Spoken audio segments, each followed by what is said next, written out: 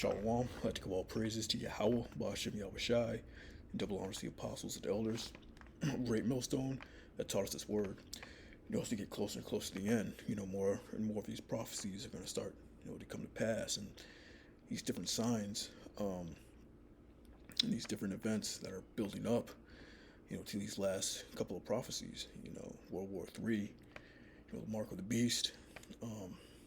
But the scripture said, "Measure thou the time diligently in itself."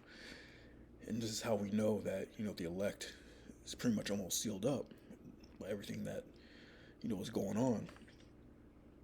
But I got this article out of the express.co.uk. Apparently, America was on high alert the other day because they spotted Russian and Chinese warships off the coast in formation. But this article was dated yesterday, Wednesday, September 28th. It's entitled U.S. on alert as Russian warships spotted in formation with Chinese missile cruiser.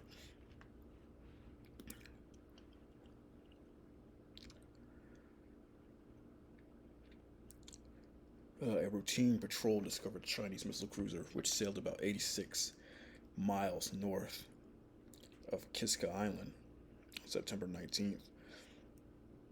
U.S. Coast Guard ship spotted a Chinese guided missile cruiser while on patrol in the Bering Sea.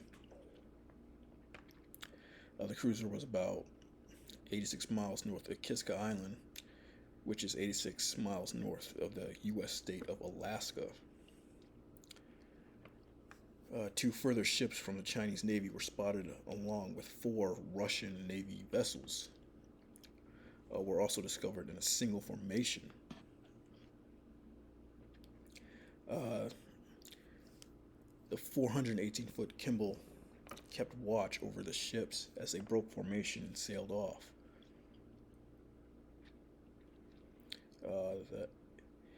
A C-130 Hercules gave air support for the Kimball from a Coast Guard station in Kodak, according to the U.S. Coast Guard.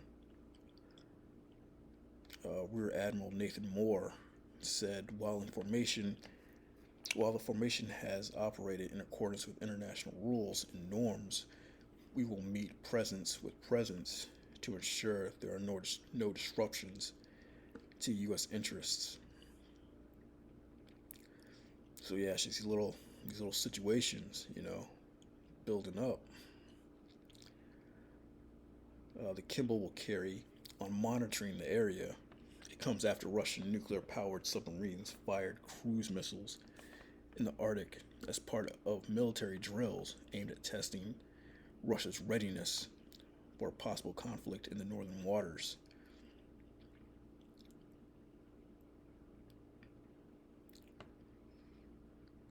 Moscow sees its vast Arctic territory as a vital strategic interest and has been building up its military capabilities in the region for years, raising alarm bells among Western allies.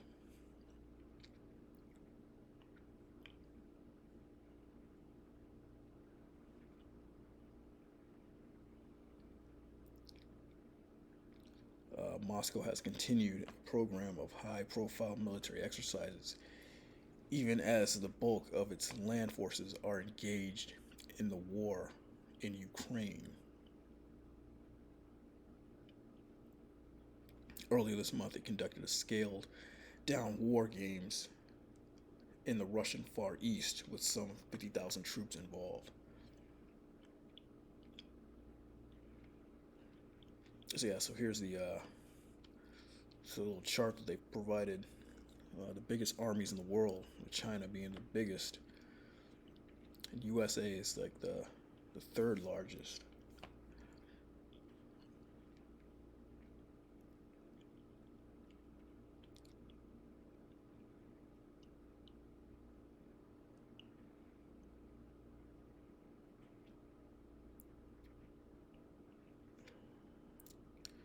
NATO Secretary General Jens Stoltenberg said in August Russia's military buildup in the Arctic presence The Arctic presented a strategic challenge for the NATO alliance.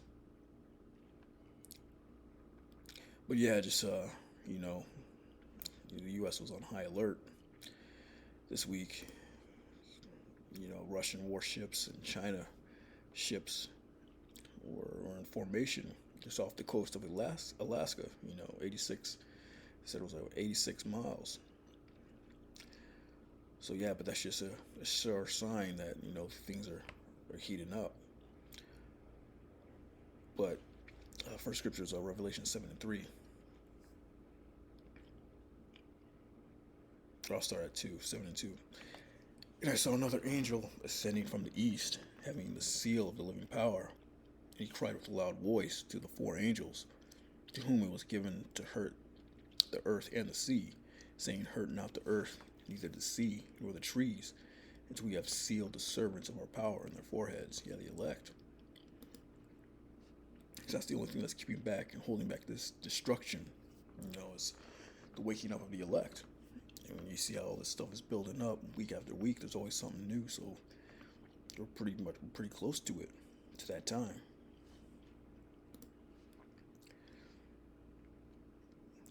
Next scripture is Baruch chapter 2, verse 29.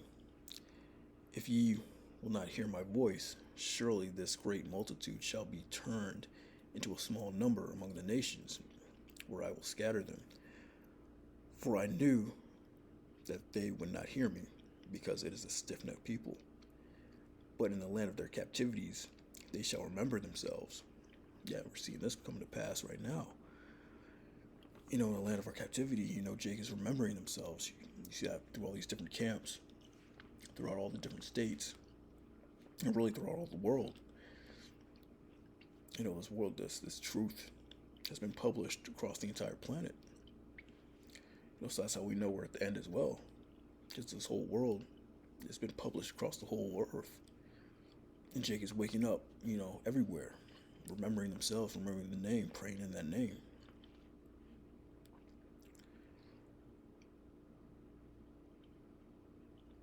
"And shall know that I am the Lord their power, for I will give them a heart and ears to hear."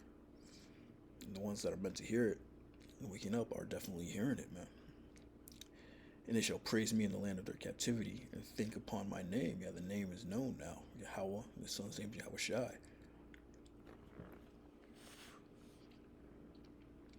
And he's being praised, and then Yahweh Yahushai is being praised in this land, in the land of our captivity. And Jake is thinking upon that name, and teaching that name, and pushing that name, every week, every day. "And return from their stiff neck, and from their wicked deeds, for they shall remember the way of their fathers, which sinned before the Lord. And I will bring them again into the land which I promised with an oath unto their fathers, Abraham, Isaac, and Jacob. And they shall be lords of it, and I will increase them, and they shall not be diminished." And that's what we're waiting on, man. But first, this has to come to pass, man. This World War III, the chip, hour of temptation, that has to come to pass first, before we can go back to our land, where it says, "And I will bring them again into their land which I have promised with an oath unto their fathers." Yeah, and that's what we're waiting on, man. That ultimate deliverance, to be brought back into our land, and to be a people again, to get our heritage back, which we lost.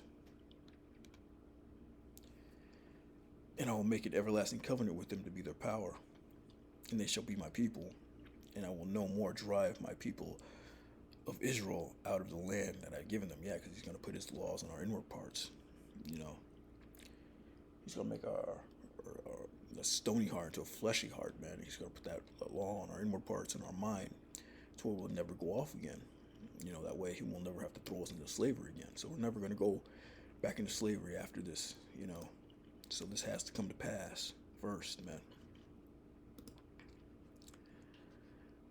The last scripture is Ezekiel 9:4. "And the Lord said unto him, Go through the midst of the city, through the midst of Jerusalem, and set a mark upon the foreheads of the men that sigh and that cry, for all the abominations that be done in the midst thereof. And the only ones that are sighing and crying, are the elect, man. 144,000 and 1/3, the ones that have been called into this thing, man, and called into this truth, and Lord will, you know, be delivered. That mark, is that mark, that it'll be an exempt from judgment, that exemption, you know. So many are called, but few are chosen. So Lord will, you be part of that ones that are chosen, man, to have that mark put on your head, that exemption from judgment, to where you can be delivered from that nuclear destruction. But yeah, I wanted to just bring this out. I guess there's more drills going on. Russia and China are right off the coast of Alaska, you know.